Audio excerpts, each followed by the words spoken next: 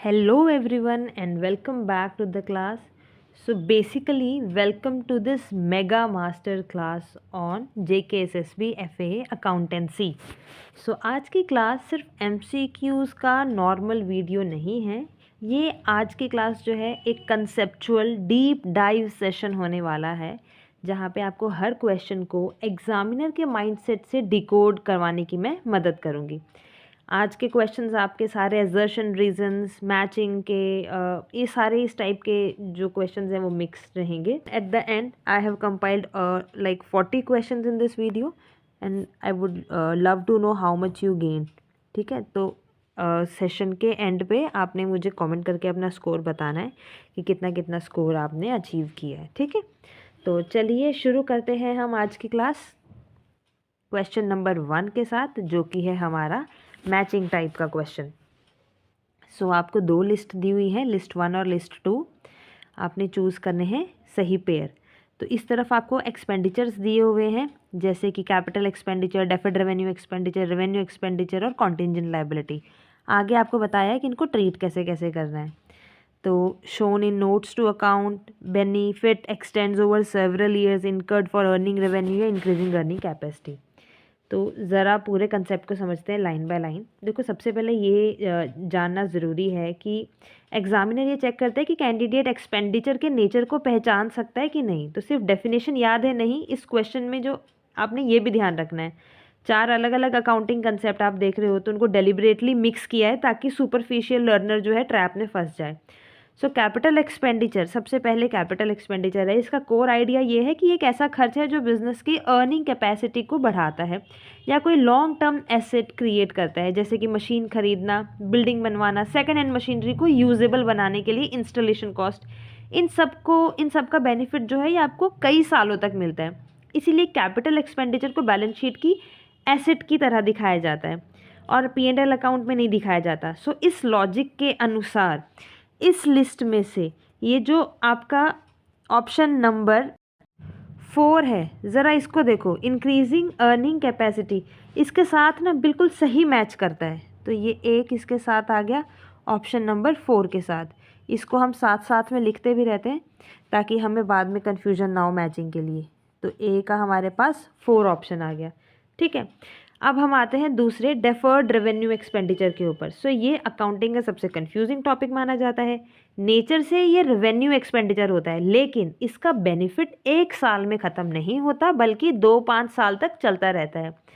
For example heavy advertisement, if you remember, और अगर आप मेरे पास्ट भी वीडियोस देखी हुई हैं तो मैंने आपको अमिताभ बच्चन वाला एग्जाम्पल बताया था। एडवर्टीजमेंट जब हम उससे करवा रहे हैं तो आपको याद आ जाएगा पूरा सीन। यस, ये वही है।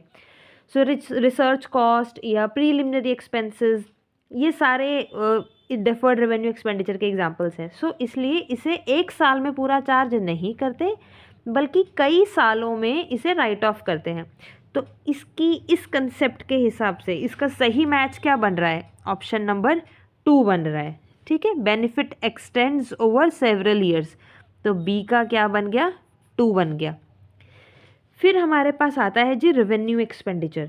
सो ये वो खर्चा है जो बिजनेस को डेली रन करने के लिए होता है, जैसे salaries, rent, electricity, carriage inward, office expenses. इनका बेनिफिट सिर्फ करंट अकाउंटिंग पीरियड तक ही सीमित रहता है और डायरेक्टली इनकम अर्न करने में हेल्प करता है। तो इसकी इस बेस के अनुसार इसका जो सही मैच है वो क्या बन रहा है? Option number 3, incurred for earning revenue. ठीक है, तो सी का बन गया 3। लास्ट में आता है हमारे पास कॉन्टिजेंट लायबिलिटी। ऐसे तो हमें दिख ही रहा है कि इसका 1 है, बट हम इसका कंसेप्ट समझते हैं। कॉन्टिजेंट लायबिलिटी एक्चुअल लायबिलिटी नहीं होती, ये फ्यूचर इवेंट पे डिपेंड करती है, जैसे court case pending, bill discounted liability, guarantee given. So accounting principle कहता है कि जब तक लायबिलिटी कंफर्म ना हो उसे बुक में रिकॉर्ड नहीं करेंगे, लेकिन ट्रांसपेरेंसी के लिए नोट्स टू अकाउंट में हम डिस्क्लोज करेंगे। तो इसलिए कॉन्टिजेंट लायबिलिटी का सही मैच क्या बनता है? Option 1, shown in notes to account. तो डी का क्या बन गया? 1। तो 4 2 3 1, इस हिसाब से इसका सही ऑप्शन जो है वो क्या बनेगा? 4 2 3 1। 4 2 3 1 के हिसाब से ऑप्शन नंबर ए जो है इसका सही आंसर बनता है। ठीक है, समझ में आया? तो इसी तरह से हमने सारे क्वेश्चंस को पढ़ना है ध्यान से। ठीक है, एक एक कारण को हम समझेंगे तो इसलिए आप आराम से तसल्ली से बैठो और ये वीडियो को बिल्कुल एंड तक देखो, ठीक है। आपकी बहुत अच्छी खासी रिवीजन भी हो जाएगी इस क्लास के बाद। अगला क्वेश्चन है हमारे पास एजर्शन रीज़न वाला। सो एजर्शन आपको क्या दिया है कि depreciation is a non cash expense, this is a statement. तो पहले इसी को एनालाइज करते हैं। ये स्टेटमेंट बिल्कुल सही है, 100% करेक्ट है। डेप्रिसिएशन एक कैसा एक्सपेंस है? नॉन कैश एक्सपेंस है। इसको चार्ज करने से बिजनेस से कोई पैसा बाहर नहीं जाता। कैश का आउटफ्लो एसेट खरीदते वक्त होता है। डेप्रिसिएशन तो सिर्फ अकाउंटिंग एडजस्टमेंट है ना। तो एजर्शन तो बिल्कुल सही है। रीज़न पढ़ते हैं अब हम। Depreciation involves allocation of cost of asset over it's useful life. समझो, ये डेप्रिसिएशन की सबसे स्टैंडर्ड डेफिनेशन है। एसेट की कॉस्ट को उसके एस्टिमेटेड यूजफुल लाइफ में सिस्टमेटिकली स्प्रेड करना ही डेप्रिसिएशन है। अब ज़रा इन दोनों के रिलेशन को समझिए। डेप्रिसिएशन नॉन कैश एक्सपेंस है। नॉन कैश इसलिए है क्योंकि ये एलोकेशन है, एलोकेट कर रहे हैं हम लोग इसको, खर्चे को पेमेंट नहीं कर रहे हैं। मतलब जो रीज़न है ये एजर्शन को डायरेक्टली एक्सप्लेन कर रहा है। इसलिए आपके पास सही ऑप्शन क्या बनेगा? आंसर क्या बनेगा? Option number A. Both A and R true and R is the correct explanation of A. ठीक है, बाकी सारे ऑप्शन आपके गलत हो जाते हैं। चलिए क्वेश्चन नंबर 3 की तरफ आते हैं। Which of the following statement is correct regarding revaluation of asset? तो रिवैल्यूएशन ऑफ एसेट एक बहुत इंपॉर्टेंट कंसेप्चुअल एरिया है जहाँ स्टूडेंट्स अक्सर गलती करते हैं। ठीक है, तो ध्यान से सुनना। आपको क्वेश्चन में बताना है कि सही स्टेटमेंट कौन सी है रिवैल्यूएशन ऑफ एसेट को लेकर के। ये डिस्ट्रीब्यूटेबल प्रॉफिट को इंक्रीज़ करती है, इसकी वजह से कैश का इनफ्लो होता है। ये बैलेंस शीट को अफेक्ट करती है, बस P&L को नहीं करती है। या ये रेवेन्यू रिसिप्ट है। तो ज़रा ध्यान से सुनो, जब एसेट की रिवैल्यूएशन की जाती है जैसे कि लैंड, बिल्डिंग वगैरह, तो उसकी बुक वैल्यू इंक्रीज़ होती है या डिक्रीज़ होती है। लेकिन ध्यान रखो, कोई सेल नहीं हुआ, कोई कैश का इनफ्लो नहीं हुआ, कोई रियल प्रॉफिट नहीं बना। सो अकाउंटिंग प्रिंसिपल कहता है कि अनरियलाइज्ड प्रॉफिट को प्रॉफिट एंड लॉस में नहीं ले जाया जाता। इसलिए रिवैल्यूएशन सरप्लस को रिवैल्यूएशन रिजर्व में ट्रांसफ़र किया जाता है जो बैलेंस शीट का हिस्सा होता है। इसलिए सही स्टेटमेंट क्या है कि it affects only balance sheet and not profit and loss account. ठीक है, सही आंसर हमारा ये बनता है। अब ज़रा हम बाकी ऑप्शंस का एनालाइज करते हैं। पहले बोल रहे थे इट इंक्रीजेज डिस्ट्रीब्यूटेबल प्रॉफिट, बिल्कुल गलत, क्योंकि अनरियलाइज्ड गेन्स डिस्ट्रीब्यूट होते ही नहीं हैं। फिर बोल रहे हैं it result in the inflow of cash. अब एसेट रिवैल्यूएशन पेपर एडजस्टमेंट है, कैश ट्रांजैक्शन तो है ही नहीं, तो कैश का इनफ्लो तो हुआ ही नहीं। फिर बोल रहे थे it is treated as revenue receipt. तो रेवेन्यू रिसिप्ट तभी होती है जब नॉर्मल बिजनेस एक्टिविटी से इनकम आए। ठीक है, तो ये नॉर्मल जो एक्टिविटी है वो नहीं कंसीडर की जाती है, क्योंकि क्या हो रहा है हमारे बिजनेस में, या एडमिशन हो रहा है, या रिटायरमेंट हो रहा है, या डेथ हो रहा है, कुछ ना कुछ तो हो ही रहा है ना, उसी वजह से रिवैल्यूएशन हो रहा है। तो ये एक नॉर्मल एक्टिविटी ट्रीट नहीं की जाती। सो अकॉर्डिंगली बाकी ऑप्शन आपके गलत और ऑप्शन सी आपका सही आंसर माना जाता है। ठीक है, चलिए क्वेश्चन नंबर 4 मैचिंग का क्वेश्चन है। आपको क्या दिया है? Straight line method, return down method, annuity method, sinking fund method, ये दिया हुआ है। और इस तरफ क्या दिया हुआ है? Interest factor considered, fixed annual charge. आगे बताया कि इनके क्या क्या हरकतें हैं। सो ये क्वेश्चन डेप्रिसिएशन मेथड्स की डीप कंसेप्चुअल क्लैरिटी को चेक कर रहा है। सो सबसे पहले हमें स्ट्रेट लाइन मेथड बोला है, एसेट की कॉस्ट को इक्वली यूजफुल लाइफ में डिवाइड किया जाता है ना। हर साल कैसा अमाउंट चार्ज होता है? सेम फिक्स्ड एनुअल चार्ज हमेशा किया जाता है चार्ज। तो उस हिसाब से सही ऑप्शन क्या दिख रहा है हमें? Option 2 fixed annual charge. तो ए का क्या बन गया? 2। फिर है जी written down method. Depreciation opening book value पर चार्ज होता है, इसीलिए हर साल अमाउंट रिड्यूस हो जाता है। So basically it is a depreciation on reducing balance.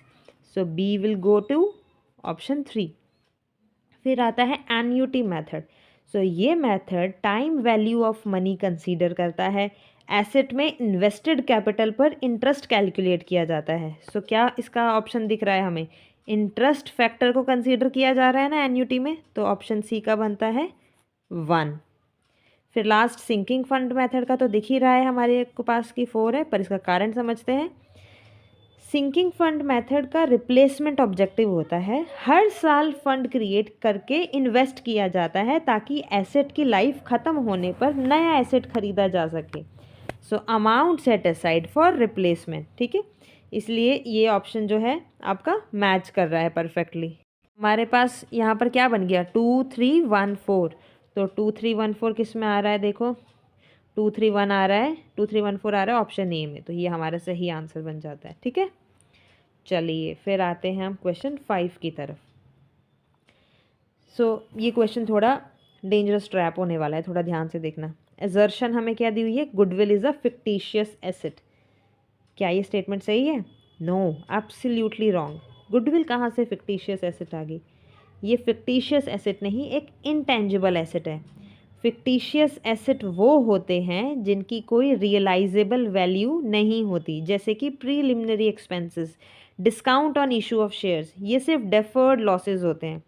Goodwill की तो वैल्यू होती है, ब्रांड नेम है, रेप्यूटेशन है, कस्टमर लॉयल्टी है, सेल के समय गुडविल रियलाइज हो सकती है, ठीक है। तो हमारी तो असर्शन ही गलत होगी। अब ज़रा रीज़न को भी देख लेते हैं।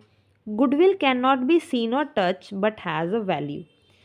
ये स्टेटमेंट तो सही है कि गुडविल की डेफिनेशन को ये सही एक्सप्लेन कर रहा है। अब ये देखो एजर्शन तो हमारा गलत आ गया और रीज़न हमारा ट्रू है, तो ये क्या बन रहा है हमारा? ऑप्शन नंबर डी, ये हमारा सही आंसर बन रहा है, ठीक है।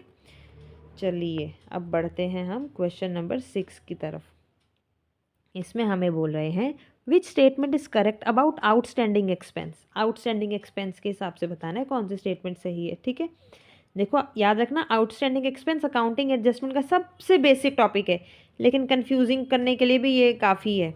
देखो ऑप्शन हमें दिए हैं कि ये लायबिलिटी में दिखते हैं और खर्चों में ऐड हो जाते हैं, एसेट में दिखते हैं, खर्चों से माइनस होते हैं, इग्नोर कर दिया जाता है भाई इनको, और इनको हम सिर्फ बैलेंस शीट में ही एडजस्ट करते हैं। ज़रा समझो, आउटस्टैंडिंग एक्सपेंस का मतलब होता है एक्सपेंस इनकर हो चुका है लेकिन पेमेंट अभी तक नहीं हुई है। फॉर एग्जाम्पल, बहुत बार मैंने यही एग्जाम्पल आपको दिया है, मार्च महीने की सैलरी 20,000 है लेकिन 5,000 अभी पे नहीं हुआ है। अकाउंटिंग पीरियड ख़त्म हो गया लेकिन ऑब्लिगेशन बाकी है, कितने की? 5,000 की। अकाउंटिंग का अक्रूवल कंसेप्ट कहता है कि एक्सपेंस उसी पीरियड में रिकॉर्ड होना चाहिए जिस पीरियड से रिलेटेड हो, चाहे कैश पे हुआ है या नहीं हुआ। इसलिए ट्रीटमेंट क्या होगा इसका? एक्सपेंस अकाउंट में पूरा एक्सपेंस चार्ज होगा और जितना भी हमारा अनपेड पोर्शन है, 5,000 हमारा अनपेड है ना, तो वो 5,000 हमारी लायबिलिटी बन जाएगा। इसीलिए आउटस्टैंडिंग एक्सपेंस लायबिलिटी होते हैं और एक्सपेंस में ऐड रहते हैं। तो इस हिसाब से हमारा ऑप्शन क्या बन रहा है? Option A, they are shown as liability and added to expenses. Expense वाला हिस्सा एक्सपेंस में जाएगा और लायबिलिटी वाला जितना नहीं पे किया वो लायबिलिटी में चला जाएगा, बैलेंस शीट में चला जाएगा। ये बिल्कुल सही और अक्रूवल कंसेप्ट को परफेक्टली फॉलो करने वाला आंसर है आपके पास, ठीक है। बाकियों को भी ज़रा एक बार हम लोग कर लेते हैं डिस्कस। इन्होंने बोला एसेट दिखाते हैं और खर्चों में से माइनस करते हैं, तो ये तो गलत है क्योंकि एसेट फ्यूचर बेनिफिट देती है और आउटस्टैंडिंग एक्सपेंस तो हमें फ्यूचर ऑब्लिगेशन दे रही है। फिर बोल रहे हैं they are ignored in final account, ये तो अकाउंटिंग की सोल के ही खिलाफ है। इग्नोर करने से तो प्रॉफिट ही गलत हो जाएगा। They are adjusted only in balance sheet, गलत, क्योंकि एक्सपेंस साइड भी तो अफेक्ट हो रही है ना, तो बैलेंस शीट में ही थोड़ी सिर्फ होएगा, P&L में भी होगा। Okay, so option A was the correct answer. Now question number 7 matching वाला क्वेश्चन है। ये यहाँ पर आपको जैसे हमें दिख रहा है trading account, P&L, balance sheet, cash flow, तो ये क्वेश्चन फाइनल अकाउंट के पर्पस को टेस्ट कर रहा है, ठीक है। तो सबसे पहले हमें दिया है जी ट्रेडिंग अकाउंट। ट्रेडिंग अकाउंट का मेन ऑब्जेक्टिव क्या होता है? ग्रॉस प्रॉफिट निकालना, है ना। और ग्रॉस प्रॉफिट का फॉर्मूला क्या होता है? Sales minus cost of goods sold, ठीक है। फॉर्मूलाज याद रखने हैं आपने। तो फिलहाल ट्रेडिंग अकाउंट को हम किससे मैच करेंगे? ऑप्शन 3 ग्रॉस प्रॉफिट से। ए का हो गया 3। फिर बात आती है प्रॉफिट एंड लॉस अकाउंट की। ऑपरेटिंग परफॉर्मेंस बताता है प्रॉफिट एंड लॉस हमें, और ये हमें क्या कैलकुलेट करके देता है? नेट प्रॉफिट या फिर नेट लॉस करके देता है। तो ये ऑप्शन 2 आ गया इसके साथ, ऑपरेटिंग परफॉर्मेंसेस बी का आ गया 2। फिर बात आ रही है बैलेंस शीट की। सो बैलेंस शीट बिजनेस की फाइनेंशियल पोजीशन दिखाती है, एसेट्स, लायबिलिटीज़, कैपिटल। तो ये किसके साथ मैच कर रहा है? 1 के साथ। तो डी का तो आ गया 4, कारण समझते हैं हम। कैश फ्लो स्टेटमेंट, ये हमें कैश का मूवमेंट बताता है, इनफ्लो हो रही है या आउटफ्लो हो रही है, ठीक है। सो अब मैपिंग देखो, ट्रेडिंग अकाउंट का बन गया जीपी, P&L अकाउंट का बन गया ऑपरेटिंग परफॉर्मेंस, बैलेंस शीट गई फाइनेंशियल पोजीशन पे, कैश फ्लो स्टेटमेंट गया इनफ्लो एंड आउटफ्लो पे। तो ये 3214 बन रहा है, तो 3214 जा रहा है अगेन ऑप्शन ए पे। तो it is the correct answer, ठीक है। बाकी ऑप्शंस तो फंक्शंस इंटरचेंज करके दे दिए, ट्रैप में फंसा रहे हैं आपको। चलिए 8th क्वेश्चन, एजर्शन हमें दिया हुआ है, provision for doubtful debt is created when there is no actual bad debt. Provision doubtful debt की तब क्रिएट की जाती है जब एक्चुअल में कोई बैड डेट नहीं हुए हैं। सो ये स्टेटमेंट बिल्कुल सही है। अकाउंटिंग फ्यूचर लॉसेस को इग्नोर नहीं करता। अगर एक्सपीरियंस बता रहा है कि कुछ डेटर्स हैं ऐसे, आपको पता है कि जो डिफ़ॉल्ट करेंगे, तो उनका प्रोविज़न बनाना ज़रूरी है, ठीक है। तो ये बिल्कुल सही बोला इन लोगों ने। रीज़न बोल रहे हैं, provision is made to follow prudence concept. So सही बात है। प्रूडेंस कंसेप्ट क्या करता है? एंटिसिपेटेड लॉसेस को रिकॉग्नाइज करो, एंटिसिपेटेड प्रॉफिट्स को रिकॉग्नाइज मत करो। So provision for doubtful debt anticipated loss है, इसलिए रीजन एजर्शन को फुल्ली एक्सप्लेन कर रहा है यहाँ पर। तो ऑप्शन ए हमारे पास सही रहेगा कि both A and R are true, और आर सही से ए को एक्सप्लेन कर रहा है। Okay, now question number 9। इसमें पूछ रहे हैं which of the following is treated as capital receipt. इनमें से कौन सी कैपिटल रिसिप्ट है? तो याद रखना, कैपिटल रिसिप्ट, रेवेन्यू रिसिप्ट, ये जो है ना JKSSB के बड़े फेवरेट एरिया हैं। तो बताना है आपने कौन से कैपिटल रिसिप्ट को ट्रीट किया जाएगा इनमें से। Sale of good, rent received, issue of shares या कमीशन रिसीव्ड। सो देखो, सही आंसर जो है हमारे पास बनता है ऑप्शन सी। कारण बताती हूँ मैं आपको। इशू ऑफ शेयर्स का मतलब होता है बिजनेस में ओनर कैपिटल इंट्रोड्यूस कर रहा है, परमानेंट नेचर का फंड है, और रीपेमेंट ऑब्लिगेशन नहीं है accept in the case of liquidation, ठीक है। तो इसीलिए ये क्या है, हमारी एक कैपिटल रिसिप्ट है। अब बाकी ऑप्शंस को एनालाइज करते हैं हम। सेल ऑफ गुड बोल रहे हैं, तो ये तो कोर बिजनेस एक्टिविटी है ना, ये तो रेवेन्यू रिसिप्ट हुई। रेंट रिसीव्ड, ये भी रकरिंग नेचर की है, तो ये भी रेवेन्यू हुई। कमीशन रिसीव्ड, ये भी बिजनेस इनकम है, ये भी रेवेन्यू हुई, ठीक है। इसलिए ऑप्शन सी हमारे पास करेक्ट आंसर बनता है। Now question 10।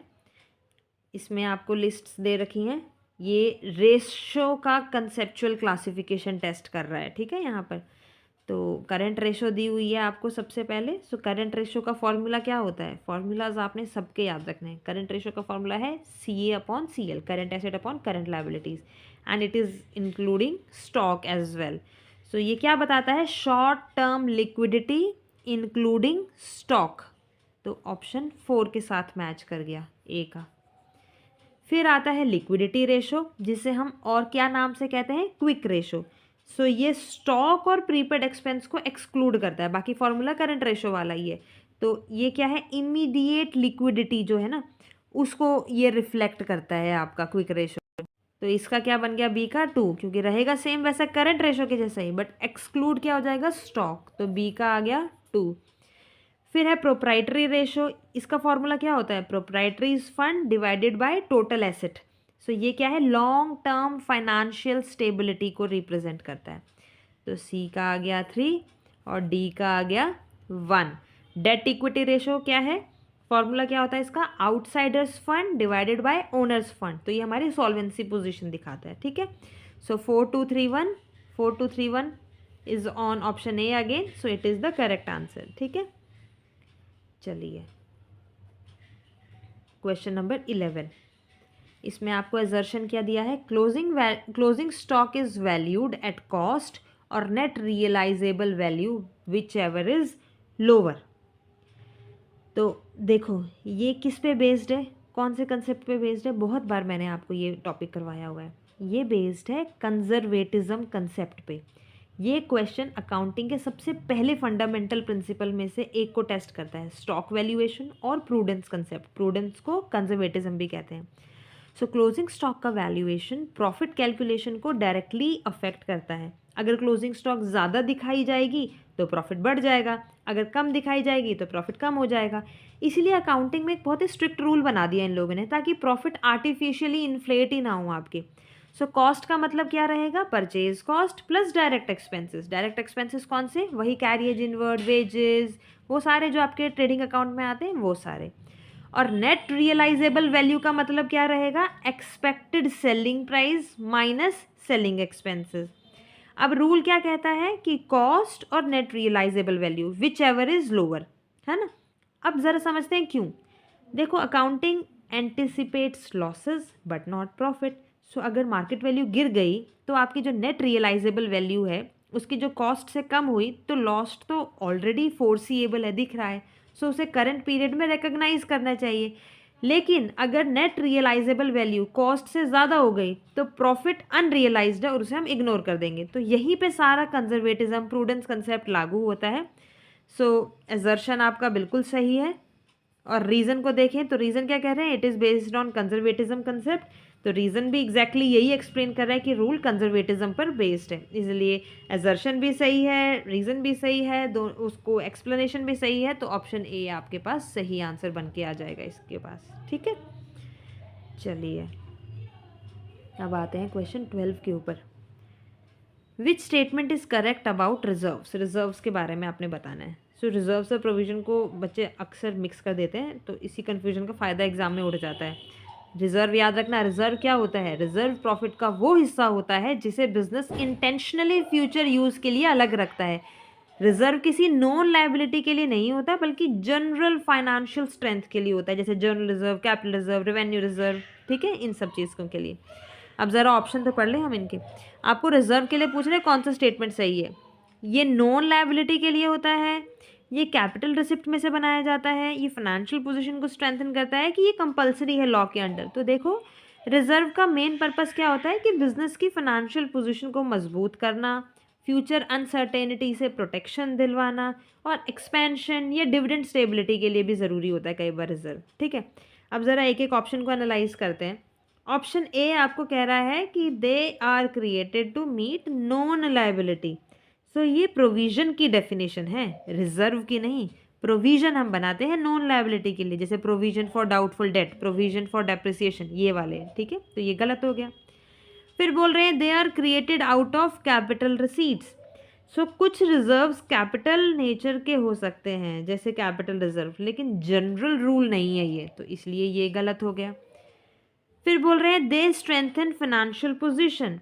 सो ये रिजर्व का कोर ऑब्जेक्टिव है, इसलिए ये सही है कि ये फाइनेंशियल पोजीशन को स्ट्रेंथन करता है। अब एक बार हम लास्ट वाला भी समझ लेते हैं। They are compulsory under law. So reserve जो है ना, ये ऑप्शनल होता है, ये कंपल्सरी नहीं होता।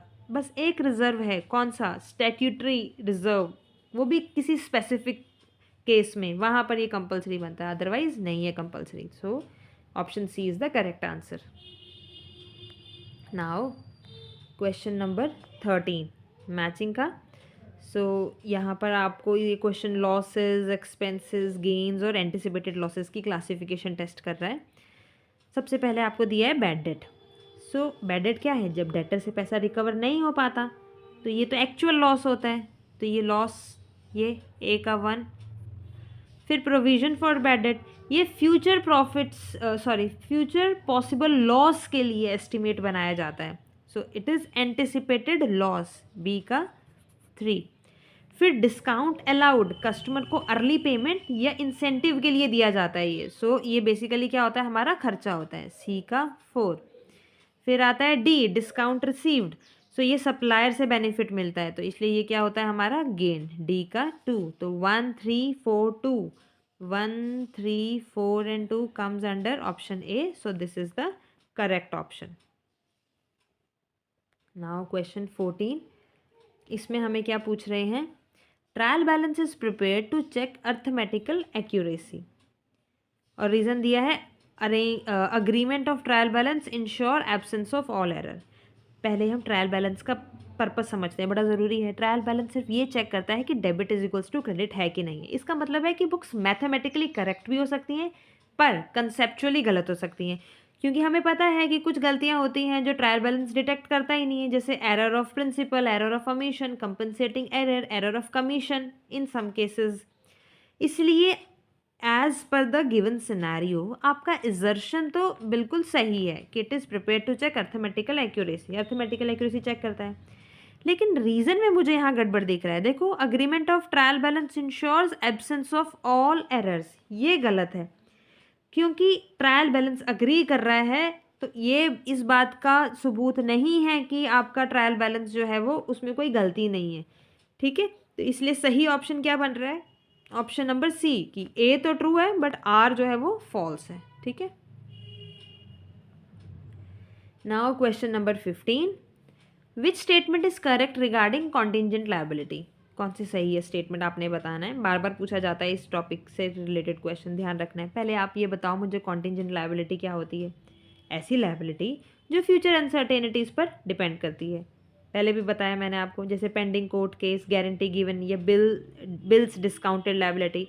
सो अकाउंटिंग का रूल क्या कहता है? जब तक लायबिलिटी कंफर्म ना हो बुक्स में रिकॉर्ड नहीं करेंगे, बट यूजर्स को, जो यूजर्स ऑफ फाइनेंशियल स्टेटमेंट है उनको तो बताना है ना अपने, इसलिए कॉन्टिजेंट लायबिलिटी को हम नोट्स टू अकाउंट बनाते हैं और नीचे वहाँ पे डिस्क्लोज कर देते हैं। ठीक है, अब ज़रा ऑप्शन देखिए, they are recorded in books, गलत, क्योंकि ये तो एक्चुअल लायबिलिटी ही नहीं है, इसको हम कहाँ बुक्स में रिकॉर्ड करते हैं। फिर they are shown on asset side, absolutely गलत, एसेट तो है ही नहीं हमारी, क्यों दिखाएंगे। They are disclosed in notes to account. Yes, this is the correct accounting treatment that we used to do for that. तीसरा भी चौथा देख लेते हैं, दे रिड्यूस प्रॉफिट, नहीं, प्रॉफिट तो तभी रिड्यूस होगा जब लायबिलिटी एक्चुअल हो, बट एक्चुअल तो ये है ही नहीं। So option C makes the correct sense. ठीक है, नाउ क्वेश्चन नंबर 16 मैचिंग का है। सो ये क्वेश्चन इन्वेंट्री वैल्यूएशन मेथड्स की कंसेप्चुअल अंडरस्टैंडिंग और लॉजिकल सीक्वेंस को टेस्ट करता है। FIFO, LIFO, weighted average, base stock, ये चारों मेथड स्टूडेंट्स को याद हों ये तो ही बेहतर है, क्योंकि याद तो रहता है बट एग्जामिनर ये देखता है कि आप लॉजिक समझ रहे हो कि नहीं समझ रहे हो। पहले वाले को देखते हैं, FIFO, first in first out. इस मेथड का बेसिक अजम्पशन ये है कि जो गुड सबसे पहले खरीदे गए वही सबसे पहले इशू होंगे, मतलब क्लोजिंग स्टॉक में लेटेस्ट परचेजेस रह जाती हैं, इसलिए फीफो क्या है? Oldest stock issued first, option 1, ए का 1। ओके, फिर है LIFO, last in first out. इसमें अजम्पशन उल्टी हो गई, जो गुड सबसे आखिर में आए उन्हें पहले इशू करेंगे, इसका इफेक्ट ये होगा कि क्लोजिंग स्टॉक पुराने प्राइसेस पर रिफ्लेक्ट होगा, इसलिए लीफो क्या है? Latest stock issued first, B का 2। फिर है वेटेड एवरेज। सो इसमें अलग अलग परचेजेस प्राइस को वेट देकर एक एवरेज कॉस्ट निकाला जाता है, इशू उसी एवरेज कॉस्ट पे किया जाता है, इसलिए ये एवरेज कॉस्ट के लिए जा रहा है, सही, सी का 3। फिर है बेस स्टॉक मेथड। इस मेथड में एक मिनिमम क्वांटिटी को हमेशा बिजनेस में मेंटेन किया जाता है जिसे इशू ही नहीं करते हैं। सो ये base stock cost per valued होती है, इसलिए इसे मिनिमम स्टॉक ऑलवेज रिटेन्ड कहते हैं। तो डी गोज टू 4, तो 1 2 3 4, 1 2 3 4 goes for option number A. So this is the correct answer. ठीक है, नाउ क्वेश्चन नंबर 17। क्वेश्चन 17 आपको क्या कह रहा है? असर्शन दिया है, loss on sale of fixed asset is debited to profit and loss account. ठीक है, फिक्स्ड एसेट की ऊपर बेचने में जो लॉस हुआ ना उसको P&L अकाउंट में डेबिट कर देंगे। रीज़न दिया है, loss is a revenue loss, कहते हैं ये जो लॉस है ना ये रेवेन्यू लॉस है। अब देखो, जो आपकी असर्शन है ना ये सही है, पर जो रीज़न है ना ये गलत है, और यही इस क्वेश्चन का ट्रैप है। अब देखो, जब कोई फिक्स्ड एसेट बेचा जाता है तो उसकी सेल वैल्यू उसकी बुक वैल्यू से कम होती है, तो डिफरेंस आता है, उसे हम क्या कहते हैं? लॉस कहते हैं। अब अकाउंटिंग का रूल क्या कहता है कि सेल ऑफ फिक्स्ड एसेट होने से उसमें जो लॉस होगा वो P&L अकाउंट में ट्रांसफ़र किया जाता है, क्योंकि ये करंट पीरियड का लॉस है। लेकिन ध्यान दो, ये लॉस हमारा एक कैपिटल लॉस है, रेवेन्यू लॉस थोड़ी है। रेवेन्यू लॉस तो वो होता है जो नॉर्मल बिजनेस ऑपरेशन से अराइज हो, जैसे theft of stock, fire loss of stock. यहाँ लॉस कैपिटल एसेट से रिलेटेड है, इसलिए ये कैपिटल लॉस कहलाया जाएगा। ठीक है, तो अब आप ये देखो, ऑप्शन ए क्या बोल रहा है? ए एंड आर दोनों ट्रू है और आर उसको सही तरीके से एक्सप्लेन कर रहा है, गलत, क्योंकि आपका रीज़न ही गलत हो गया यहाँ पर। तो सही आंसर आपके पास क्या बन रहा है यहाँ पे, सही आंसर ऑप्शन सी बन रहा है यहाँ पे कि ए तो ट्रू है बट आर आपका गलत है। Option C is the correct answer. ठीक है। Now question number 18th question आपको पूछ रहा है विच statement is correct about prepaid expenses. Prepaid expense का कोर कंसेप्ट फ्यूचर बेनिफिट से जुड़ा होता है। प्रीपेड एक्सपेंस का मतलब है एक्सपेंस का पेमेंट अभी कर दिया गया है लेकिन बेनिफिट फ्यूचर अकाउंटिंग पीरियड में मिलेगा। For example insurance paid in advance, rent paid for next year. So accounting principle कहता है कि फ्यूचर बेनिफिट वाली चीज़ एसेट होती है, इसीलिए प्रीपेड एक्सपेंसेस एसेट में शो होते हैं, बैलेंस शीट में शो होते हैं, करंट एसेट की कैटेगरी में आते हैं। ठीक है। अब ज़रा ऑप्शंस को एनालाइज करते हैं। ये कह रहे हैं दे आर लायबिलिटी, गलत। लायबिलिटी फ्यूचर ऑब्लिगेशंस होती हैं, ठीक है, ये गलत है। दे आर कैपिटल लॉस, ये भी गलत, लॉस तो है ही नहीं। They are asset, this is correct, ये हमारी क्या है, एसेट्स हैं। फिर बोला दे आर इनकम, तो इनकम फ्यूचर बेनिफिट नहीं होता बल्कि एक इनफ्लो होता है, तो दिस इज ऑल्सो रॉन्ग। ठीक है। Now question number 19। सो यहाँ पर ये question golden rules of accounting जो है ना उनका और उनकी क्लासिफिकेशन का कंबाइंड टेस्ट है यहाँ पर आपके पास। तो सबसे पहले आपको यहाँ पे दिया है नॉमिनल अकाउंट। सो नॉमिनल क्या है, एक्सपेंसेस और इनकम से रिलेटेड होता है। इसका रूल क्या होता है, debit all expenses and losses, credit all incomes and gains, है ना। तो ये किससे रिलेटेड है, एक्सपेंसेस एंड इनकम से। फिर आपको पूछा है real account. So real account में एसेट और लायबिलिटी से रिलेटेड होता है। रूल क्या होता है इसका, debit what comes in, credit what goes out. तो ये एसेट लायबिलिटी से रिलेटेड हुआ। फिर आता है पर्सनल अकाउंट। पर्सनल अकाउंट किससे रिलेटेड होता है, पर्सन से रिलेटेड होता है, जैसे इंडिविजुअल, फर्म, कंपनी। रूल क्या होता है इसका, debit the receiver, credit the giver. फिर ये लास्ट है आपके पास रिप्रेजेंटेटिव पर्सनल अकाउंट। सो रिप्रेजेंटेटिव पर्सनल अकाउंट का स्पेशल टाइप होता है जो किसी ग्रुप ऑफ पर्सन्स को रिप्रेजेंट करता है ना। जैसे कि आउटस्टैंडिंग एक्सपेंसेस, प्रीपेड एक्सपेंसेस। ठीक है। तो उस हिसाब से आपके ऑप्शंस क्या बन गए, 1 2 3 4। सो 1 2 3 4 आपके पास आ रहा है ऑप्शन नंबर ए में। सो this is the correct answer. Now question number 20। अब अगर आप लोग मेरे साथ यहाँ तक आ गए हो और आपके सही आंसर्स निकल रहे हैं तो वेरी गुड, इसका मतलब आपकी प्रैक्टिस बिल्कुल सही डायरेक्शन में जा रही है। आप थोड़ी और हिम्मत रखो और आगे 20 क्वेश्चन तक और अटैम्प्ट करो। ठीक है। और ऑनेस्टली आंसर देना, फिर हम देखते हैं कि टोटल स्कोर आप लोगों के कितने कितने बनते हैं। ओके चलिए। एजर्शन बोल रहा है capital introduced by owner is a liability for the business. Reason बोल रहा है business and owners are separate entities.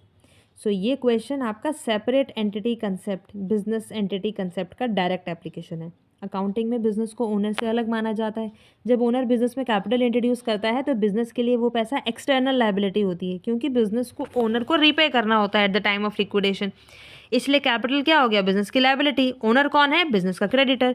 So reason जो है वो परफेक्टली एक्सप्लेन करता है ऐसा क्यों माना जाता है, क्योंकि business and owner are treated as separate entities. So आपका सही आंसर क्या है, ऑप्शन नंबर ए। दोनों सही हैं और एक्सप्लेनेशन भी इनकी सही जा रही है। ठीक है। Question number 21। Which statement is correct regarding depreciation charge. So depreciation accounting का सबसे मिसअंडरस्टूड टॉपिक है, इसलिए एग्जामिनर ऐसे ट्रिकी स्टेटमेंट बनाता है। देखो डेप्रिसिएशन का रियल मीनिंग समझो, कोई फंड नहीं है, कोई कैश रिजर्व नहीं है, ये एक सिस्टमैटिक एलोकेशन ऑफ कॉस्ट है ताकि एसेट की वियर टियर, ऑब्सोलेंस और पैसेज ऑफ टाइम को अकाउंट में रिफ्लेक्ट किया जा सके। जब डेप्रिसिएशन चार्ज करते हैं तो एसेट की बुक वैल्यू रिड्यूस होती है, प्रॉफिट रिड्यूस होता है, बट कैश का कोई मूवमेंट नहीं होता है। ठीक है, याद रखना है चीज़ें। चलिए ऑप्शन को एनालाइज करते हैं। It provides funds for replacement, ये बहुत ही कॉमन मिसकंसेप्शन है। डेप्रिसिएशन खुद फंड क्रिएट नहीं करता, फंड तभी बनाए जाते हैं जब डेप्रिसिएशन अमाउंट इन्वेस्ट किया जाता है, जैसे सिंकिंग फंड, इसलिए ये गलत है। It results in cash outflow, गलत। कैश आउटफ्लो एसेट परचेज के समय होता है, डेप्रिसिएशन चार्ज करते वक्त कोई कैश का इनफ्लो आउटफ्लो नहीं होता है। It reduces book value of asset, this is correct. ये डेप्रिसिएशन का प्राइमरी अकाउंटिंग इफेक्ट है, यही तो होता है depreciation. It is shown as liability, so depreciation ना हमारी एसेट है ना लायबिलिटी, ये जस्ट एक खर्चा है। तो option C makes the correct sense. ठीक है। Now question number 22। सो ये क्वेश्चन प्रॉफिट कंसेप्ट को मिक्स करके स्टूडेंट्स को कंफ्यूज करने के लिए बनाया हुआ है। देखो ज़रा, ग्रॉस प्रॉफिट, क्या फॉर्मूला होता है ग्रॉस प्रॉफिट का? Sales minus cost of goods sold, है ना। और कॉस्ट ऑफ गुड्स सोल्ड में क्या आता है? Opening stock plus purchases plus direct expenses minus closing stock, A का 2। ऑपरेटिंग प्रॉफिट, क्या फॉर्मूला है इसका? Gross profit minus operating expenses, और ऑपरेटिंग एक्सपेंसेस में क्या आता है? सैलरीज, रेंट, ऑफिस एक्सपेंसेस, ये सब कुछ। फिर आता है नेट प्रॉफिट, इसका फॉर्मूला क्या है? Operating profit plus minus non operating incomes या एक्सपेंसेस। तो बेसिकली ये आपको फाइनल प्रॉफिट बताता है आफ्टर ऑल चार्जेस। तो सी का बनता है 4, बी का 1, सी का 4, डी का 3। डी क्या है जी? Cash profit. इसका फॉर्मूला क्या होता है? Net profit plus non cash expenses, mainly depreciation. ठीक है, तो 2143 आपका 2143 option number A is the correct answer. ठीक है, अब आते हैं क्वेश्चन 23 पर। एजर्शन आपको दिया है interest on capital is an expense for business, खर्चा है बिजनेस का। रीज़न बोल रहे हैं क्योंकि इट रिड्यूसेस बिजनेस प्रॉफिट। अब देखो, एजर्शन तो सही है लेकिन रीज़न जो है ये इनकम्प्लीट है, यही ट्रैप है। देखो, इंटरेस्ट ऑन कैपिटल को इन्होंने एक्सपेंस बोला, क्यों बोला? क्योंकि सेपरेट बिजनेस एंटिटी कंसेप्ट जो है वो क्या बोलता है? बिजनेस ओनर से अलग एंटिटी है, इसलिए ओनर का कैपिटल बिजनेस के लिए बोरोड फंड जैसे ट्रीट किया जाता है। इंटरेस्ट ऑन कैपिटल चार्ज करने से प्रॉफिट भी रिड्यूस होगा और कैपिटल अकाउंट क्रेडिट होता है। लेकिन ध्यान रखो, प्रॉफिट रिड्यूस होना इफेक्ट है, एक्सप्लेनेशन नहीं। रीज़न कॉज एक्सप्लेन नहीं कर रहा, सिर्फ रिजल्ट बता रहा है। इसलिए आपका एजर्शन तो ट्रू है, रीज़न भी ट्रू है, बट रीज़न एजर्शन का करेक्ट एक्सप्लेनेशन नहीं है। तो आपके पास ऑप्शन नंबर बी बन रहा है। ठीक है, कहीं गलती से ए नहीं टिक कर आ जाना कभी एग्जाम में। Question 24, which statement is correct about errors of principle? देखो, पहले एरर ऑफ प्रिंसिपल क्या होता है? एरर ऑफ प्रिंसिपल तब होता है जब अकाउंटिंग प्रिंसिपल को गलत अप्लाई किया जाता है। जैसे रेवेन्यू एक्सपेंडिचर को कैपिटल एक्सपेंडिचर मान लिया, कैपिटल रिसिप्ट को इनकम ट्रीट कर लिया। सो इन एरर में क्या होता है? आपका डेबिट और क्रेडिट सेम रहता है, क्लासिफिकेशन गलत हो जाती है, इसलिए ट्रायल बैलेंस टैली कर जाता है। अब ज़रा ऑप्शंस को एनालाइज करते हैं। ऑप्शन ए क्या बोल रहे हैं? They affect trial balance agreement, गलत, क्योंकि डेबिट क्रेडिट तो इक्वल रहते हैं, वो कहाँ अफेक्ट होगा trial balance? They do not affect trial balance agreement, correct. कहाँ करते हैं? बैलेंस को असर ही नहीं पड़ता है ट्रायल बैलेंस को। They are always clerical error, ये भी गलत। क्लैरिकल एरर्स तो अलग होते हैं। They are detected by trial balance, गलत, क्योंकि ट्रायल बैलेंस सिर्फ अर्थमेटिकल एक्यूरेसी को चेक करता है। So option B makes the correct answer. Now question number 25, ये आपको क्या कह रहा है? ये क्वेश्चन एसेट्स, लायबिलिटीज़ और कॉन्ट्रा आइटम की क्लासिफिकेशन टेस्ट है। पहला है हमारे पास परचेज रिटर्न। सो परचेज रिटर्न परचेजेस को रिड्यूस करता है, ये परचेजेस का कॉन्ट्रा है, उल्टा। फिर आता है सेल्स रिटर्न, ये सेल्स अकाउंट को रिवर्स कर रहा है, तो कॉन्ट्रा टू सेल्स। ए का 3, बी का 4। बिल रिसीवेबल्स, बिजनेस को फ्यूचर में कैश मिलेगा, इसलिए ये हमारी एसेट है, सी का 1। बिल्स पेएबल, ये फ्यूचर में पेमेंट करनी है, इसलिए ये लायबिलिटी है, तो डी का 2। तो 3412 option number A is the correct answer. ठीक है, क्वेश्चन नंबर 26, एजर्शन दिया है ड्राइंग रिड्यूसेस कैपिटल। रीजन बोल रहे हैं drawing represent personal use of business resources. So accounting का एक फंडामेंटल रूल है, बिजनेस और ओनर अलग अलग एंटिटी है। जब ओनर बिजनेस से कैश या गुड पर्सनल यूज़ के लिए निकालता है तो उसको ड्राइंग कहते हैं। और ड्राइंग का इफेक्ट क्या होता है? बिजनेस की एसेट कम हो जाती है, ओनर का कैपिटल कम हो जाता है, इसलिए ड्राइंग को कैपिटल से डिडक्ट किया जाता है। अब रीजंस जो है आपके पास उस पे आ जाओ। ड्राइंग पर्सनल यूज़ को रिप्रेजेंट करता है, मतलब बिजनेस के बेनिफिट के लिए नहीं, ओनर के बेनिफिट के लिए, इसलिए लॉजिकली कैपिटल रिड्यूस होना ही चाहिए। सो यहाँ पर आपका एजर्शन सही है, रीज़न भी सही है, उसको सही तरीके से एक्सप्लेन भी कर रहा है, तो ऑप्शन नंबर ए सही है आपके पास। ठीक है। 27 question, which statement is correct regarding sinking fund. Sinking fund के पॉइंट ऑफ व्यू से बताना है कौन सा सही है। सो सिंकिंग फंड का एक बहुत स्पेसिफिक पर्पस होता है बनने के लिए। इस फंड का मेन ऑब्जेक्टिव क्या होता है, लॉन्ग टर्म एसेट की रिप्लेसमेंट, फ्यूचर हैवी पेमेंट के लिए सिस्टमेटिक सेविंग। ये प्रोसेस से क्या होता है, ये प्रोसेस ये होता है कि हर साल प्रॉफिट में से ना एक फिक्स्ड अमाउंट निकाल के फंड में ट्रांसफ़र कर देते हैं और इन्वेस्ट कर देते हैं उसे, और जब एसेट की लाइफ ख़त्म होती है तो उस इन्वेस्टमेंट को बेच देते हैं और जो पैसा आता है उसे एक नई एसेट खरीद लेते हैं। ठीक है, ये होता है सिंकिंग फंड में। अब ज़रा ऑप्शन देखते हैं। Created for meeting working capital needs. अरे ये जर्नल रिजर्व का पर्पस है, सिंकिंग फंड का नहीं। Created for replacing asset, yes. Created for paying dividends, no, dividend distribution का अलग डिसीजन है। Created for tax payment, tax liability provision से कवर होती है, इससे नहीं। ठीक है, so option number B is the correct answer. ठीक है। 28, इसमें आपको ये क्वेश्चन में एसेट की क्लासिफिकेशन दी है, बैलेंस शीट प्रिपरेशन में बहुत इंपॉर्टेंट है ये। ठीक है। हाँ, सबसे पहले आपको दिया है fixed asset, long term use के लिए ख़रीदे जाते हैं, जैसे मशीनरी, बिल्डिंग, है ना। तो ये बन रहा है इसके साथ ए का 2। Current asset short term realization के लिए होता है, जैसे स्टॉक, डेटर्स और कैश, तो ये इधर जा रहा है बी 4 के पास। फिक्टिशियस एसेट एक्चुअल में एसेट नहीं होते हैं, ये डेफर्ड लॉसेस होते हैं, जैसे कि एग्जांपल क्या है, प्रीलिमिनरी एक्सपेंसेस। और इंटेंजिबल एसेट फिजिकल एग्जिस्टेंस नहीं होती लेकिन वैल्यू होती है, जैसे कि गुडविल एंड पेटेंट। तो डी का 1, 2431 option number A is the correct answer. ठीक है।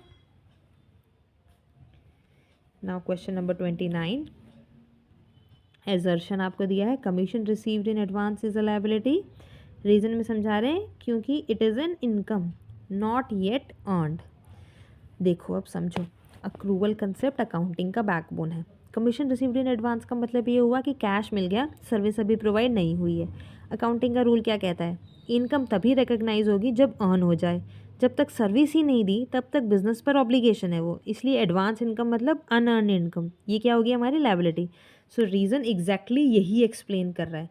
ठीक है, तो ये भी सही है और ये इसको समझा भी रहा है सही से, इसलिए ये सही है, ऑप्शन ए। ठीक है। Question 30, which statement is correct regarding capital loss. अब पहले समझो, कैपिटल लॉस तब होता है जब कैपिटल एसेट को उसकी बुक वैल्यू से कम पे बेचा जाए। अभी हम ऊपर ये क्वेश्चन कर आए हैं। सो थोड़ा और समझते हैं, कैपिटल लॉस का नेचर क्या होता है, नॉन रिकरिंग, हर बार थोड़ी लॉस होता है फिक्स्ड एसेट को बेचने पे। नॉन ऑपरेटिंग, डेली चीज़, डेली नेचर का तो ये है ही नहीं, कैपिटल नेचर का, क्योंकि कैपिटल लॉस है। तो इसका ट्रीटमेंट क्या होता है ना, कैपिटल लॉस को कैपिटल अकाउंट या P&L account depending on the context उस हिसाब से एडजस्ट किया जाता है, लेकिन रेवेन्यू तो एटलीस्ट नहीं माना जाता है उसको। चलो अब इन ऑप्शंस को ऑपरेशन करते हैं इनका। It arises from normal business operation, गलत, ये रेवेन्यू लॉस की डेफिनेशन है यार। It is transferred to capital account, so conceptual correct answer यही है आपके पास। It is shown in trading account, trading account revenue items के लिए होता है, इसके लिए नहीं। It is recurring in nature, no, it is occasional in nature, so it makes option B as the correct answer. ठीक है। नाउ क्वेश्चन नंबर 31 मैचिंग वाला है। सो यहाँ पर क्या बता रहे हैं आपको, देखो। ओके, तो यहाँ पर सबसे पहले आपको क्या दिया हुआ है, जर्नल। सो जर्नल, इसे बुक ऑफ ओरिजिनल एंट्री कहा जाता है। हर ट्रांजैक्शन सबसे पहले जर्नल में रिकॉर्ड होती है और यहाँ डेबिट क्रेडिट का प्रिंसिपल अप्लाई होता है। सो एग्जामिनर अक्सर यहाँ पे ट्रैप डालता है और लेजर या ट्रायल बैलेंस के नाम से कंफ्यूज कर देता है। ठीक है। सो जर्नल क्या है, बुक ऑफ ओरिजिनल एंट्री। फिर आता है लेजर। सो लेजर क्या है, जर्नल की एंट्रीज को कैटेगराइज और क्लासीफाई करके लेजर में पोस्ट किया जाता है, इसलिए इसे क्लासिफाइड रिकॉर्ड कहा जाता है। लेजर अकाउंट में एसेट, लायबिलिटी, इनकम और एक्सपेंसेस के सेपरेट अकाउंट होते हैं। ठीक है, तो क्लासिफाइड रिकॉर्ड हो गया ये, ए का 1, बी का 4। फिर आता है ट्रायल बैलेंस। सो ट्रायल बैलेंस लेजर के सभी अकाउंट का समरी ऑफ बैलेंस निकालता है ताकि पता चले total debit is equals to total credit है कि नहीं, और ये अर्थमेटिकल एक्यूरेसी चेक करने का स्टेप है। लेकिन ये सभी एरर्स को डिटेक्ट नहीं करता है, you need to understand this, ठीक है। सो इसका क्या बनता है, ऑप्शन 3, सी का आ गया 3। लास्ट में है फाइनल अकाउंट, ऑप्शन नंबर 2 बन रहा है इसका, समझो क्यों। P&L और बैलेंस शीट को हम book of final account final entry कहते हैं, यहाँ ट्रेडिंग P&L और बैलेंस शीट प्रिपेयर होता है, ठीक है। So 1432 option number A is the correct answer, okay. Question number 32, assertion आपको दिया है revenue expenditure is debited to profit and loss account. Reason दे रहे हैं it benefits only 1 accounting period. तो देखो, रेवेन्यू एक्सपेंडिचर वो एक्सपेंस होते हैं जो करंट अकाउंटिंग पीरियड में कंज्यूम होते हैं और शॉर्ट टर्म बेनिफिट देते हैं, जैसे सैलरीज, रेंट, रिपेयर। तो इसलिए आपका एजर्शन जो है वो ट्रू है, क्योंकि P&L में क्या है, रेवेन्यू एक्सपेंडिचर, रेवेन्यू नेचर की चीज़ें चार्ज होती हैं। और जो आपका रीज़न है वो भी ट्रू है, क्योंकि इसका बेनिफिट कैसा है, 1 accounting period, short term benefit ही होती है, ठीक है। तो reason correct explanation of assertion है, इसलिए आपका ऑप्शन नंबर ए जो है वो सही आंसर बनता है, ओके। नाउ क्वेश्चन नंबर 33, इसमें आपको पूछ रहे हैं which statement is correct about provision and reserve, ठीक है। सो यहाँ पर आपको प्रोविजन वर्सेस रिजर्व की एक्सप्लेनेशन दी हुई है। प्रोविजन क्या है, नॉन लायबिलिटी या एंटिसिपेटेड लॉस के लिए प्रॉफिट से डिडक्ट किया जाता है। रिजर्व क्या है, प्रॉफिट का part retained for future use या expansion, this is not liability. So let's now analyze the options. Both are created to meet known liabilities. No, गलत। Provision known liability कवर करेगा, reserve unknown liability को cover करेगा। Provision reduce profit, reserve does not, सही। Provision आपकी profit को कम करता है, reserve profit को कम नहीं करता है। Reserve is compulsory, provision is optional, गलत। रिजर्व कंपलसरी नहीं होता, ये ऑप्शनल होता है। प्रोविजंस जो हैं ये कंपलसरी होते हैं, जैसे provision for bad date. Both are capital receipt, गलत, कैपिटल रिसिप्ट नहीं होते हैं ये, ठीक है। सो आपके पास सही आंसर क्या बनता है, ऑप्शन नंबर बी। चलिए क्वेश्चन नंबर 34। सो यहाँ पर आपको क्या दिया हुआ है, मैचिंग दी हुई है। सबसे पहले आपको दिया है debit note. So debit note क्या करता है, सप्लायर को भेजा जाता है जब हमें रिफंड या एडजस्टमेंट मिलना होता है। So basically it reduces receivables, जो हमारे अमाउंट रिसीवेबल्स होते हैं उनमें रिडक्शन लेकर आता है। ए का बन गया 4। फिर है क्रेडिट नोट, ये कस्टमर को भेजा जाता है, it reduces amount payable, B आ गया 1। फिर है कॉन्ट्रा एंट्री, बैंक अकाउंट या कैश अकाउंट में एंट्री को ट्रांसफ़र करता है, कैश और बैंक दोनों की मूवमेंट होती है एक साथ, सी का आ गया 3। ओपनिंग एंट्री, ये क्या है, न्यू अकाउंटिंग पीरियड में बैलेंस कैरी फॉरवर्ड कर देते हैं, ट्रांसफ़र ऑफ बैलेंसेस, डी का आ गया 2। 4132 option number A is the correct answer, ठीक है। नाउ क्वेश्चन नंबर 35, इसमें आपको क्या बोल रहे हैं, एजर्शन दी हुई है deferred revenue expenditure is written off over several years क्योंकि its benefit extends over more than 1 accounting period. समझो, डेफर्ड रेवेन्यू एक्सपेंडिचर वो एक्सपेंस है जो इमीडिएट बेनिफिट नहीं देता लेकिन फ्यूचर में मल्टीपल पीरियड्स में बेनिफिट देता है, जैसे कि heavy advertisement cost, Amitabh Bachchan वाला एग्जाम्पल याद रखना है आपने इसमें। सो आपका एजर्शन जो है ये बिल्कुल सही है, क्योंकि हम इसको राइट ऑफ करते हैं कब, ओवर सेवरल ईयर्स, एक ही साल में इतना खर्चा हो गया कि उसका भुगतान अब हमें कहीं टाइम लगेगा उसका घाव भरने में। और जो आपका रीज़न है वो भी सही है, क्योंकि फ़ायदा भी तो मिलेगा ना, अमिताभ बच्चन आ गया अब तो उसका अनंत काल तक तो नहीं पर कहीं टाइम तक आपको फ़ायदा मिलने वाला है। सो आपके दोनों स्टेटमेंट सही हैं और वो एक्सप्लेन भी सही तरीके से कर रहा है, ठीक है। Option A is correct answer. Now question number 36, ये आपको क्या बोल रहा है, विच statement is correct regarding manufacturing account. So manufacturing account को समझो पहले, ये केवल मैन्युफैक्चरर्स प्रिपेयर करते हैं, ट्रेडर्स प्रिपेयर नहीं करते। ये क्या शो करता है, ये शो करता है कॉस्ट ऑफ प्रोडक्शन, जैसे कि raw material plus direct wage plus factory overhead. So gross profit is not shown here, क्योंकि वो कहाँ दिखाई देता है, ट्रेडिंग अकाउंट में। सो ये ट्रेडिंग अकाउंट का रिप्लेसमेंट नहीं है, एक चीज़ ये याद रखना है आपने। चलिए एक बार ऑप्शंस को एनालाइज कर लेते हैं। पहले बोल रहे हैं it is prepared by traders, so this is wrong. Traders don't prepare manufacturing account. It shows cost of production, yes this is correct. It shows gross profit, so this is also wrong, क्योंकि gross profit is not a part of manufacturing account. It replaces trading account, this is also wrong, क्योंकि trading account तो separate बनता है, replace नहीं कर रहा है कोई किसी को, ठीक है। चलिए क्वेश्चन नंबर 37 ये है मैचिंग वाला। आई होप आप लोग बिल्कुल ऑनेस्टली यहाँ तक आ गए हो। अगर आ गए हो तो एक तो वेल एंड गुड आपके लिए, क्योंकि काफ़ी पेशेंस आप लोगों ने दिखाया है, ठीक है। और अटैम्प्ट करेंगे एक दो क्वेश्चन, फिर हम देखते हैं कि हमारा क्या स्कोर बनता है। तो देखिए मैचिंग का दे रखा है आपको। सबसे पहला है हमारे पास कॉस्ट कंसेप्ट। सो हमें पता है कि assets are recorded at cost. Assets book value पे रिकॉर्ड की जाती है, कॉस्ट प्राइस पे रिकॉर्ड की जाती है। सो ऑप्शन ए जो है हमारा वो 4 के साथ मैच करता है। फिर आता है मैचिंग कंसेप्ट। मैचिंग कंसेप्ट क्या है, रेवेन्यू को रिलेटेड एक्सपेंसेस के साथ हमने मैच करना होता है। सो यहाँ पर एक्सपेंसेस मैच्ड विद रेवेन्यू, ये है बी का 3। फिर आता है गोइंग कंसर्न कंसेप्ट। ये क्या बोलता है कि बिजनेस कंटिन्यू करेगा लंबे समय तक, लिक्विडेशन जो है वो अज्यूम नहीं की जाती है ना। तो ये बन रहा है ऑप्शन 1 के साथ, बिजनेस कंटिन्यूटी पे चलता है। सी का आ गया 1। फिर आता है मनी मेजरमेंट कंसेप्ट। ये क्या कहता है कि बिजनेस में केवल मॉनेटरी ट्रांजैक्शन को ही कंसीडर करेंगे हम, नॉन मॉनेटरी को इग्नोर करेंगे।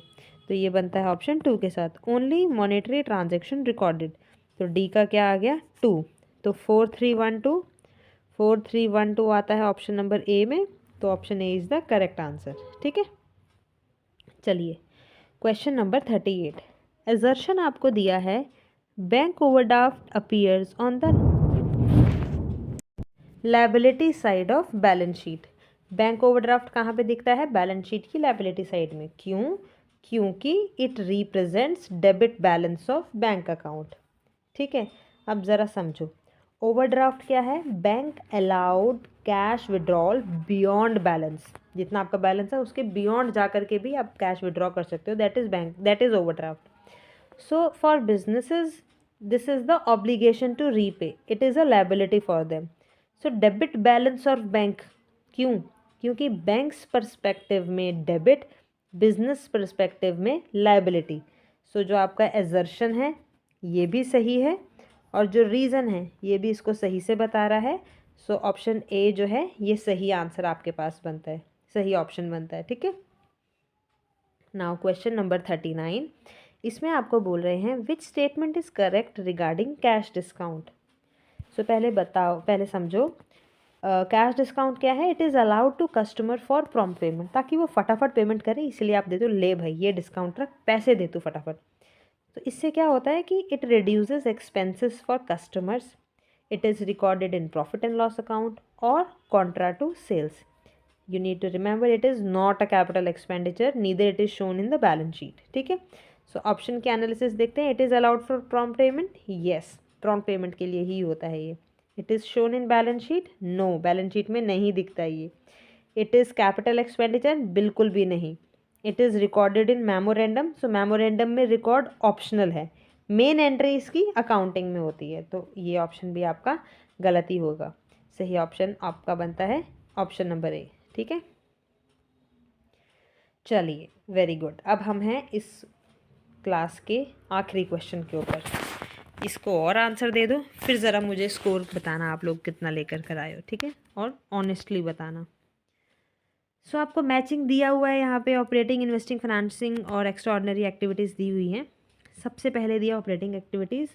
सो ये डेली बिजनेस एक्टिविटीज़ हैं जिसमें कैश का इनफ्लो और आउटफ्लो हम लोग चेक करते हैं।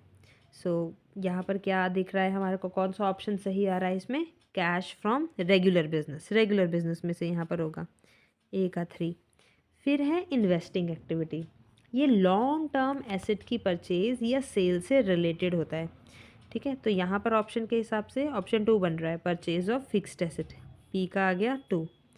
फिर आता है फाइनेंसिंग एक्टिविटीज़, ये कैपिटल, लोन, शेयर इशू, ये काम होता है इसका, है ना। तो इसका क्या हमारे पास ऑप्शन बन रहा है, ऑप्शन 1, इशू ऑफ शेयर्स, सी का आ गया 1। फिर आता है लास्ट में extra ordinary activities. So extra ordinary नाम से पता चल रहा है रेयर है, अनयूजुअल है, नॉन रकरिंग नेचर की है, तो ऑप्शन नंबर 4, तो डी का आ गया ऑप्शन नंबर 4। तो क्या बन गया 3, 2, 1, 4, ऑप्शन नंबर ए सही आंसर बनता है हमारा, ठीक है। चलिए अब हो गए हमारे पूरे 40 क्वेश्चन ख़त्म। अब आप मुझे बिल्कुल ईमानदारी से बताओ आपके 40 में से कितने मार्क्स आए, ठीक है। तो ये थी हमारी आज की वीडियो। अगर आपको यही क्लासेस जो मैं कल भी ली थी, आज भी ली है ये क्लास मैंने, इस टाइप की आपको मेगा क्लासेस पसंद हैं तो मुझे कमेंट करके ज़रूर बताना, और भी आपके लिए मैं ऐसी क्लासेस ज़रूर लेकर कर आऊँगी, ठीक है। तो आज के लिए इतना ही, मिलते हैं नेक्स्ट क्लास में एक नए टॉपिक के साथ। Till then take care and happy learning.